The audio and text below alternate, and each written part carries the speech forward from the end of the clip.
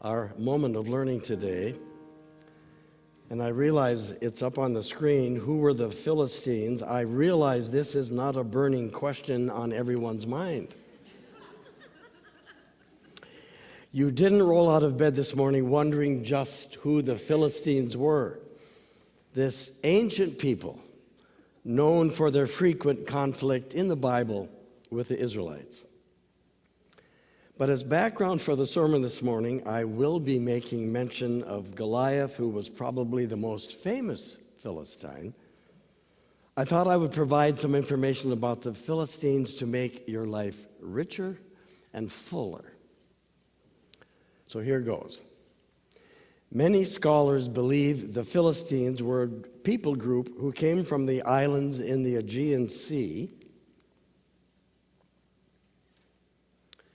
mainly from Crete. And if you look at this, Crete is the island on the very bottom of the screen, okay? And this people group settled on the southern coast of Palestine in the 12th century before Christ. According to the Bible references in Deuteronomy 2:23 and Jeremiah 47:4, the Philistines came from Caphtor, which is an ancient word for Crete. How many of you have been to Crete? There are two of us. Okay. It's an ancient civilization. The Minoans came from there. The Phoenicians came from there. Interesting place. Among the other records of the Philistines are inscriptions and reliefs in the mortuary temple of Ramses III in Egypt, where they appear as one of the sea peoples that invaded Egypt around the year 1190 BC, after ravaging Anatolia and Cyprus and Syria.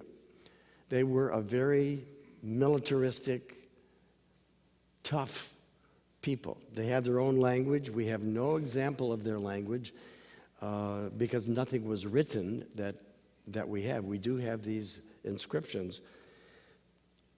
Here is the Egyptian relief showing the Philistine captives being led away after their failed invasion of Egypt.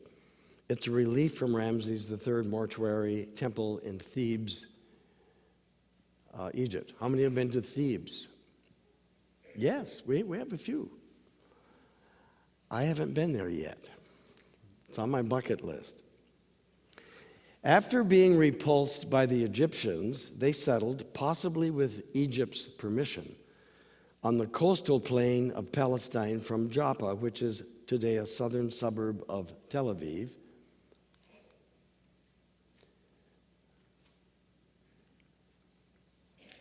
And if you look in the left-hand corner, it'll say Philistia. They're the sort of the pale yellow.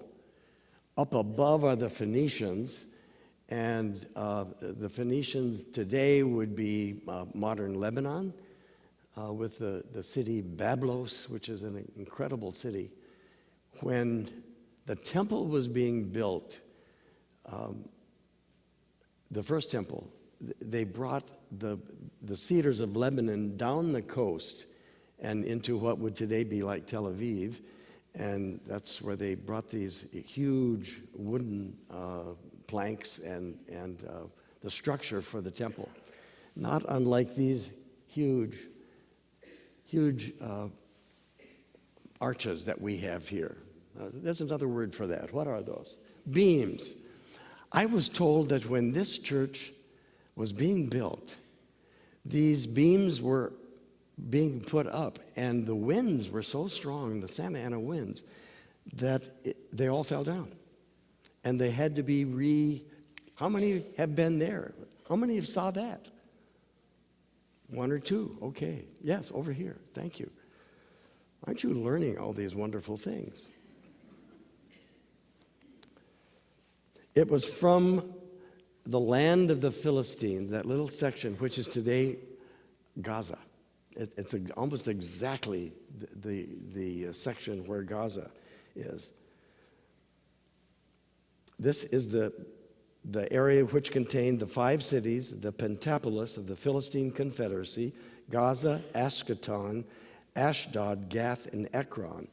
And it was known as Philistia, or the land of the Philistines. It was from this designation that the whole of the country was later called Palestine by the Greeks. And that is a word that has stuck since the Greek civilization. The Philistines expanded into the neighboring areas, and you'll see the red on that map. That is all the land that David conquered when he was king. And I'm so glad our children's lesson today was about David. And you can read about that struggle that the Philistines had with the Israelites, especially a struggle represented by the stories of Samson in Judges 13 to 16.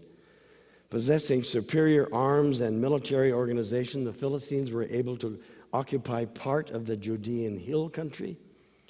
The Philistines' local monopoly on smithing iron, you can read about that in 1 Samuel 13, a skill probably acquired in Anatolia, which is modern Western Turkey, not to be confused with the Anatolia Cultural Center in Irvine, California, which was a likely factor in their military dominance during this period when Saul was the first king of Israel.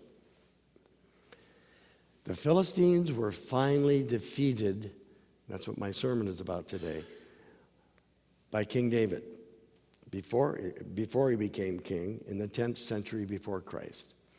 So while we're still singing some of his songs 3,000 years later, it was David when he defeated Goliath that we heard last week in the children's lesson.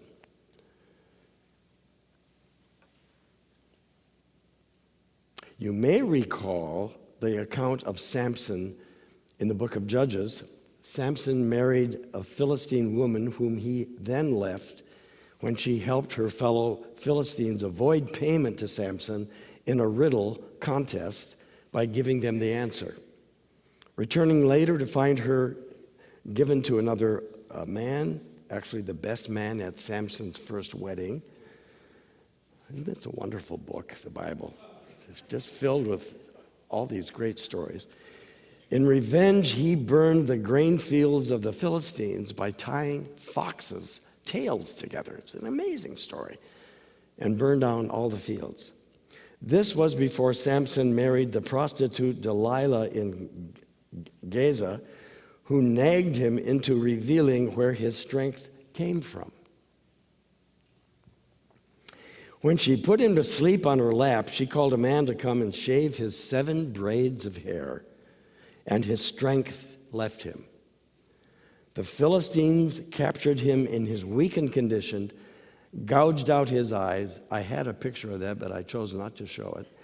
And took him down to Gaza, where he was imprisoned with bronze shackles and was grinding in prison. Now, his hair grew back. You will recall he then took his own life and thousands of Philistines when he collapsed the temple to the god Dagon by leaning on the 2 large pillars. The Philistines. Isn't your life richer and fuller? This ends our learning today.